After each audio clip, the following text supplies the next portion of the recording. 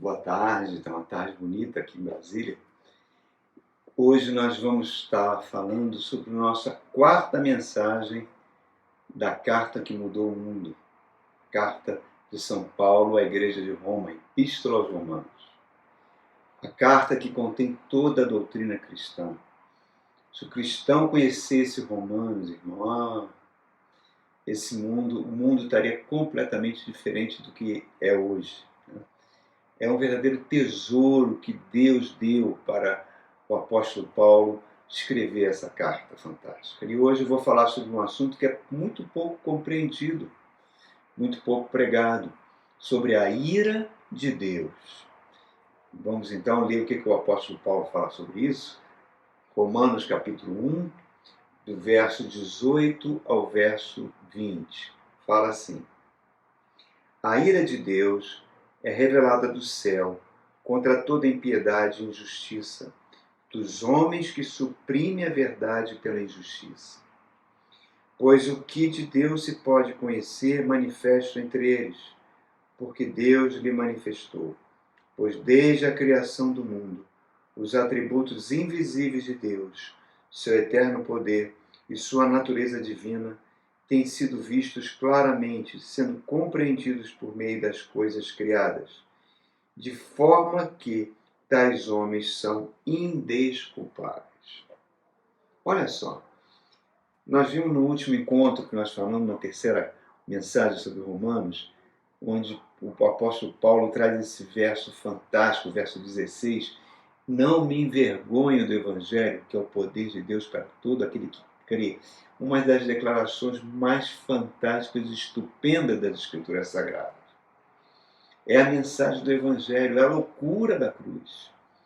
As trevas não têm como resistir ao poder do Evangelho. Logo em seguida ele lança outra bomba.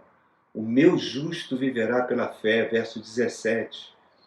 Mostrando que todos os esforços que a natureza humana se propõe, desde que o homem está sobre a face da terra, para que o homem se torne uma pessoa mais ética, moralmente superior, são inúteis. Todos os esforços para a lei de Moisés transformar o ser humano são inúteis. Uma verdade que sacudiu o mundo e continua sacudindo por séculos. A verdadeira fé vai ter que produzir em nós o caráter cristão. Um não pode andar sem o outro.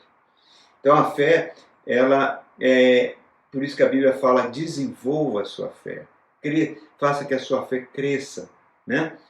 Que a sua fé avance cada vez mais te levando a se parecer com Jesus Cristo. E hoje nós chegamos nessa quarta mensagem, nesse assunto que fala sobre a ira de Deus, um dos assuntos mais mal compreendidos. Paulo está trazendo aqui, e ele vai falar isso, até o capítulo 3 ele vai discorrer sobre isso. Ele vai falar sobre a falência da cultura humana. Ele vai falar dessa sociedade humana que se depravou, que se tornou uma sociedade idólatra, antissocial. Por quê? Porque o seu semelhante virou o seu inimigo. Depois ele vai fazer uma crítica àquelas pessoas moralistas, tanto judeus como não judeus, que achavam que tinham altíssimos padrões éticos, certo? Mas depois Paulo vai falar daqueles judeus que se gabavam de conhecer a lei, mas não a praticavam, não obedeciam. E depois ele vai finalizando lá no capítulo 3, mostrando que toda a raça humana é culpada e indesculpável diante de Deus. É um resumo perfeito da história da humanidade. Os argumentos do apóstolo Paulo, eles são gradativos e implacáveis, né? Ele traz a miséria humana, mas traz ao mesmo tempo as boas novas do Evangelho, a reconciliação com Deus, por meio de Jesus Cristo, para que a justiça de Deus venha sobre nós, não para nos destruir, mas para nos justificar. E mostra para nós a urgência de nós termos um relacionamento correto com Deus. É isso a grande, digamos assim, o grande câncer da raça humana, que o relacionamento com Deus está errado, equivocado. Por quê? Porque rejeitam a Deus. Não por ignorância, o apóstolo Paulo está falando, mas por vaidade. O Evangelho é poder de Deus porque não é uma seita, porque não é uma invenção humana. O Evangelho é poder que vem do próprio Deus, não nasceu de nenhum desejo humano. Irmãos, a humanidade sofre porque ela ignora que existe uma lei moral em curso, que essa lei está implantada em cada coração humano. Pode ser o ser humano no lugar mais longínquo do planeta, que nunca ouviu falar do Evangelho. Dentro dele tem uma lei moral. A humanidade tem que responder perante essa lei moral. Mas o que acontece? Como a humanidade se degenera cada vez mais, o que acontece? Se a graça de Deus não intervém, a humanidade vai ficando de mal a pior, muito próxima daquela humanidade dos dias de Caim, nos dias de Noé, quando Deus se arrependeu de ter criado o ser humano. Então, por isso que é o objetivo de Paulo aqui é mostrar que a humanidade está moralmente arruinada. Que ela, se na graça de Deus e o poder do Evangelho não entrar em ação, a humanidade será julgada e não terá um veredito favorável no tribunal de Deus. A alma humana deveria desesperadamente clamar por misericórdia e perdão, mas ela ignora completamente a presença de Deus. Paulo mostra que todas as perversões, todos os ódios, advêm dessa concepção errônea a respeito de Deus. Deus, o nosso Pai, está sempre acessível, mas as pessoas fecham a sua mente com relação a isso. Desde o início quiseram fazer ídolos para substituir Deus, por meio de estátuas, por meio de pinturas, por meio do amor excessivo ao dinheiro, o amor excessivo ao poder, o amor excessivo ao trabalho. Tudo isso são consequências, mas não é a causa. A causa é não colocar Deus como primeiro lugar nas nossas vidas. Todos têm, Paulo está falando que todos têm acesso a Deus, ao conhecimento de Deus, mas preferem viver em mentiras. E Deus entrega o ser humano às suas próprias escolhas. Isso é a ira de Deus.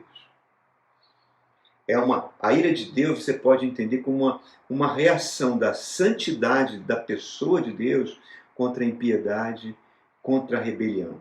Então vamos ver de novo esse verso 18, quando ele fala assim, no verso 18: a ira de Deus é revelada do céu contra toda impiedade e injustiça dos homens que suprimem a verdade pela injustiça. Olha só, ela se revela na Bíblia desde o livro do Gênesis até o livro do Apocalipse. Né? Alguns podem pensar, mas espera aí, pastor, o Deus do Antigo Testamento é muito diferente do Deus do Novo Testamento. O Deus do Antigo Testamento é aquele Deus de Josué, que manda conquistar cananeus, manda fazer guerras, né? Parece até um pouco sanguinário.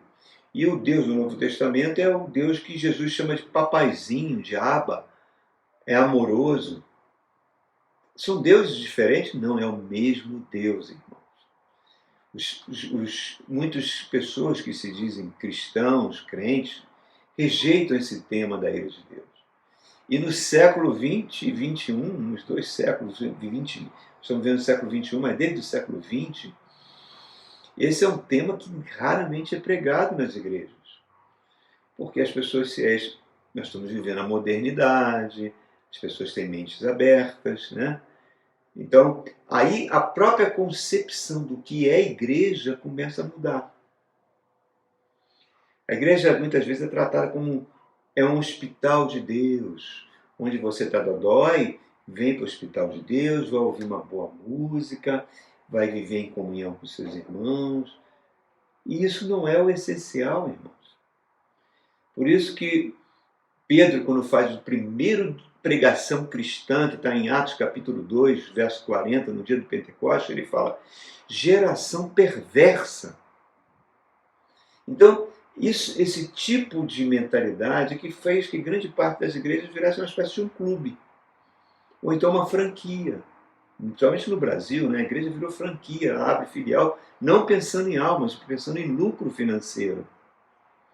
É como se aplicasse aquela parábola do navio afundando, não sei se vocês já ouviram, que havia ali na entrada de um porto, muitas rochas submersas debaixo d'água. E essas rochas não estavam mapeadas, não estavam cartografadas. Então o navio vinha, batia naquela rocha, entrava água no casco, o navio afundava e muitas pessoas morriam afogadas ali. Aí as pessoas daquela cidade resolveram, não, nós precisamos ir lá salvar essas pessoas. Aí uma pessoa teve essa ideia, vamos comprar um barquinho e vamos lá salvar, porque na hora que esse navio afundar, a gente consegue salvar alguns. E no início ele foi sozinho. Ia lá, conseguia salvar 2 ou 3, botar dentro do barquinho, levar para a terra firme, fazer respiração boca a boca. Em suma, conseguia salvar 3 de morrerem afogados. Aí ele conseguiu que mais pessoas participassem desse projeto.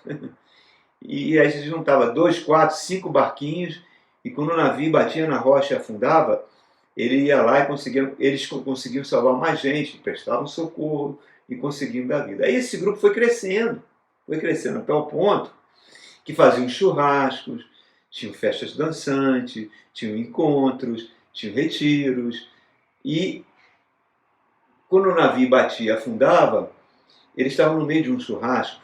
Eles falavam, gente, pô, peraí, vai a nossa comunhão, não, a gente precisa saber mais um do outro. Faz o seguinte, mande alguém lá, contrata alguém, subcontrata alguém para pegar o barquinho e salvar algum. Aí contratava uma pessoa, ele ia lá, salvava um. Aí esse um chamava mais 2, salvava 2. Daqui a pouco formava um grupo que salvava mais gente. Daqui a pouco aquele grupo virava um clube, virava um churrasco. Isso é uma história que não tem fim. Parece a história da igreja. Né? E por quê? Porque não entende o Evangelho.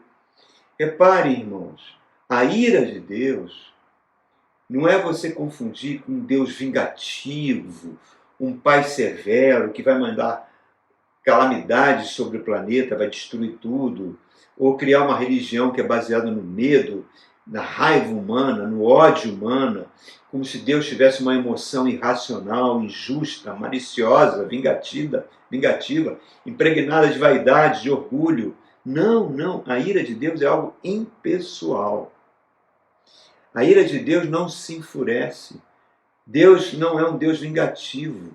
É a hostilidade santa contra o mal, provocada pelo pecado no coração humano. Então, assim como aquelas pessoas no início tinham a motivação de salvar vidas e depois virou um clube, uma franquia, é por quê? Porque dentro do coração humano existe uma impiedade.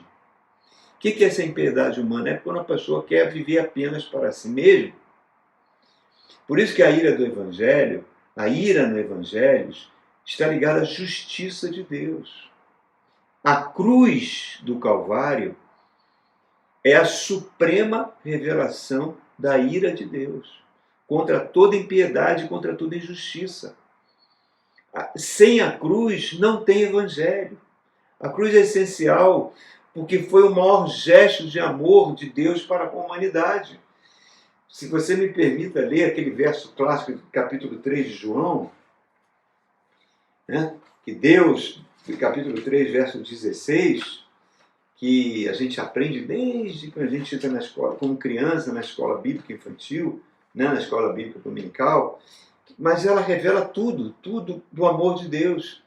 Reparem só, João 3,16, pois Deus tanto amou o mundo que deu o seu Filho unigênito, para que todo aquele que nele crê não pereça, mas tenha vida eterna. Pois Deus enviou o seu Filho ao mundo, não para julgar o mundo, mas para que o mundo fosse salvo por intermédio dele. Aquele que crê no Filho não é condenado, mas aquele que não crê já está condenado por não crer no nome do Filho unigênito de Deus. Este é o julgamento. A luz veio ao mundo, mas os homens amaram mais as trevas do que a luz, porque suas obras eram mais. Quem pratica o mal odeia a luz e não se aproxima da luz, temendo que as suas obras sejam manifestas. Mas quem pratica a verdade vem para a luz, para que se veja claramente que as suas obras são realizadas por intermédio de Deus. Então, reparem, irmãos, o ódio de Deus ao pecado levou Jesus para a cruz. Ali, Deus puniu o pecado. Então, isso que ele está dizendo. A ira de Deus se manifesta. Agora, por que ele diz que a humanidade é indesculpável? Olha só, voltando a Romanos 1, versos 19 e 20. Pois o que de Deus pode se conhecer é manifesto entre eles, porque Deus lhe manifestou.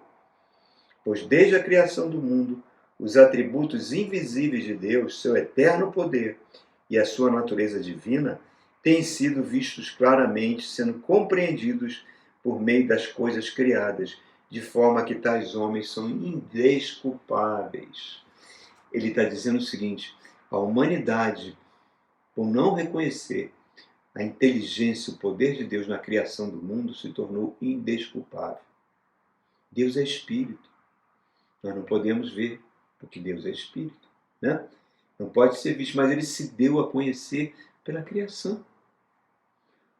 Tudo que é visível advém da vontade da palavra de Deus, do poder de Deus.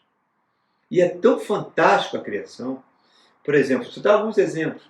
A distância da Terra à Lua é 300 mil quilômetros. Se essa distância fosse um pouquinho menor, as marés teriam engolido toda a cidade, todo o mundo. Afundaria tudo.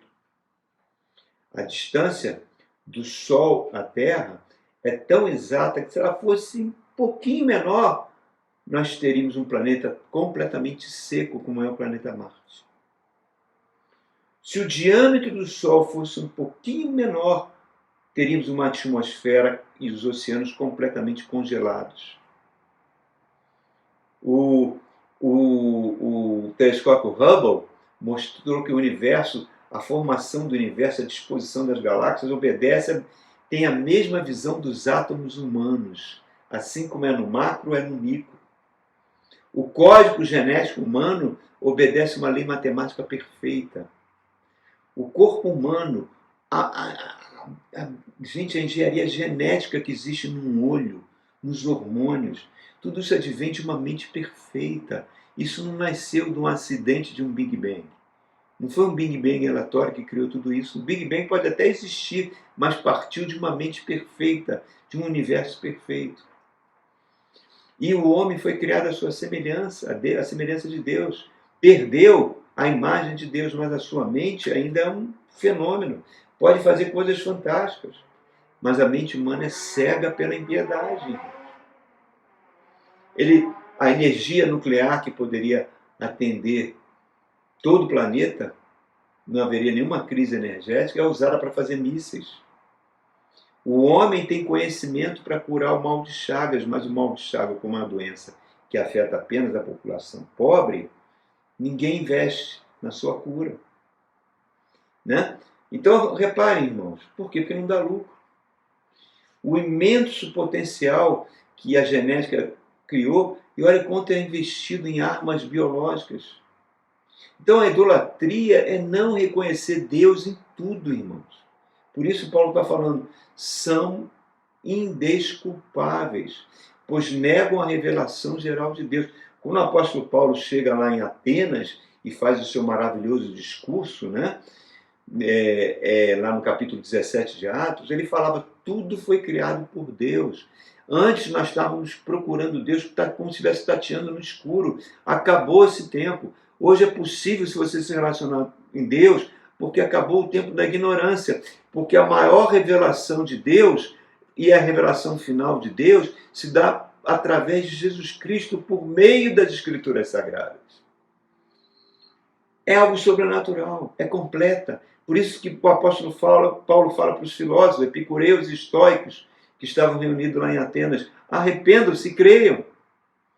Se você recuar 5 capítulos, quando Paulo chega na cidade de Antioquia da Pisídia, lá na região da Galácia, naquele discurso fantástico que está em Atos 13, na sinagoga de Antioquia, ele fala a mesma coisa, acabou o tempo de ignorância, arrependa-se e creia. E ele vai mostrando a história desde Abraão até chegar em João Batista.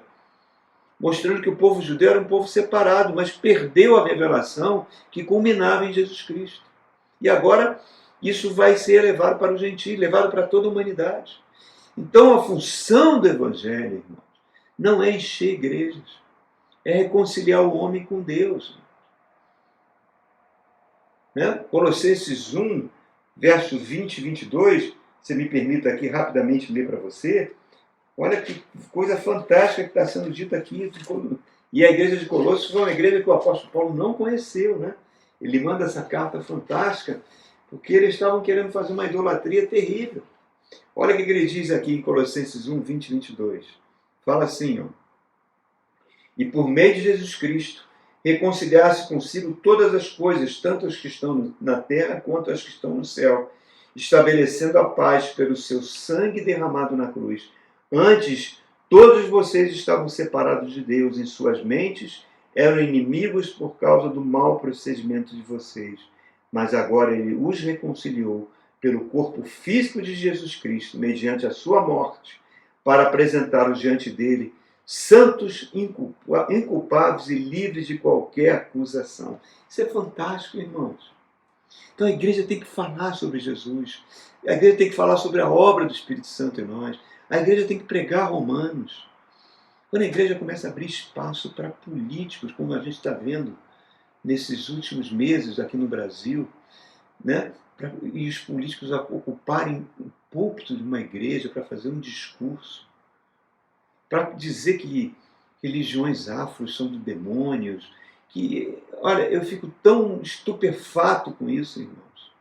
E eu fico lembrando da igreja de Filadélfia, que Jesus chama ela de sinagoga de Satanás. Olha que coisa horrível, irmãos. Quando a igreja deixa de pregar o Cristo, deixa de pregar o Evangelho, deixa de pregar as Escrituras Sagradas para fazer esse tipo de coisa, irmãos, ela se torna uma sinagoga de Satanás, por mais cheia que ela esteja. Então, vamos compreendendo isso, que a ira de Deus, ela não se revela por meio de cataclismos, de calamidades, não. A ira de Deus é silenciosa, é invisível, ela entrega o pecador à sua própria natureza e Deus não intervém. Misericórdia. Já pensou? Wagner, está por sua conta. Ó. Não estou nem aí para o que você vai fazer. Seria meu fim. O meu fim, irmãos. O meu fim. Porque vai gerar um processo de depravação e degeneração no meu ser. Graças a Deus, nós estamos no tempo da graça. Então a gente precisa entender que nosso Deus é um Deus santo. Mas hoje a gente vive tempos, né? Eu vi uma foto que foi me mandada de vários negros acorrentados, sentados, e um cristão branco de olho azul com uma espingarda na mão. Uma foto talvez do século passado, ou do início do século XX. Não sei se era um australiano, e eram aborígenes, ou se era um belga, né, que o Congo belga fez um verdadeiro genocídio na África negra. E aí você vê os negros acorrentados e o cristão de pé com a arma oprimindo aquelas pessoas. Então a gente vê, irmãos, o preconceito, essa supremacia de raça e de religião foi o que levou ao nazismo. Então que a gente tenha esse entendimento, irmãos, porque nós estamos aproximando de tempo, que as pessoas estão cada vez mais separadas umas das outras, não por cor de pele, não, por religião, não. É como você começa a olhar o outro como não ser humano. Ele vira um dessemelhante. O Papa, quando os espanhóis descobriram a quantidade imensa de prata na Bolívia, nas minas, em Potosí, na Bolívia, e eles não tinham mão de obra para tirar aquela prata, eles resolveram escravizar os índios até a morte. E aí, para que a consciência deles não ficasse culpada, o Papa, na época, escreveu uma bula dizendo que os índios não eram seres humanos, então eles podiam ser escravizados. E olha o que os protestantes fizeram, em vários lugares do mundo, irmão. na África do Sul, quanta maldade. Então, o cristianismo não é isso. E isso manifesta a ira de Deus. A concentração de rendas, a violência, que gera violência, miséria, manifesta a ira de Deus. A crise, a cobiça humana que está levando ao aquecimento da Terra, manifesta a ira de Deus. Nós podemos dar passos largos da falência da civilização. E a ira de Deus, o que ela faz? Ela não detém esse processo. Deixa o ser humano para a sua própria conta. A gente fala, pastor, essas pregações não são populares, não atraem pessoas. Realmente. Mas lembre-se, irmão, Jesus falou mais do inferno que do paraíso. Jesus falou que a gente tem que temer mais a Deus do que ao homem. Que Deus, além de tirar a nossa vida física, pode nos lançar no inferno. E Jesus falou que o inferno é um lugar horrível, né? Lugar de tormento, fogo não se apaga, de choro, ranger de dente, misericórdia, eu quero distância disso. E Jesus veio para exatamente evitar isso, irmãos. Por isso que o apóstolo Paulo mostra em Romano que Cristo tem o poder para mudar a situação da humanidade. Quem nos separará do amor de Deus que está em Cristo Jesus? Podemos passar por lutas e tribulações e em tudo sermos mais do que vencedores. Mas é preciso que eu me arrependa e creia no Evangelho. Mude minha natureza. Eu me lembro, finalizando, que há muitos anos atrás eu estava fazendo mestrado e eu morava em Jacareí, na cidade de São Paulo, e eu era Rosa Cruz, envolvido com ocultismo, e tinha uma resistência muito grande ao Evangelho.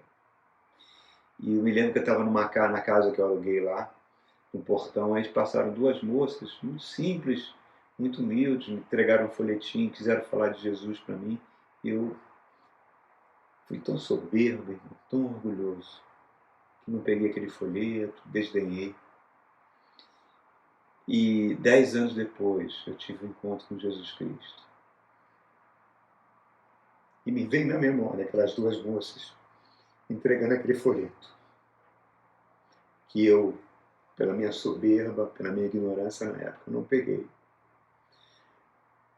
E mal sabia que a atitude bondosa delas, o carinho delas em falar de Jesus, estava plantando uma semente no meu coração, que ia frutificar e que eu espero que frutifique até o final da minha vida. Que Jesus sempre faça parte da minha vida, da minha família, da minha igreja, do povo brasileiro, da igreja no Brasil. Que a gente volte ao primeiro amor, que a gente volte a ser cristão. Porque a ira de Deus se manifesta contra toda impiedade, contra toda injustiça. Deus abençoe tua vida, irmãos. Que essas palavras frutifiquem no seu coração. Amém?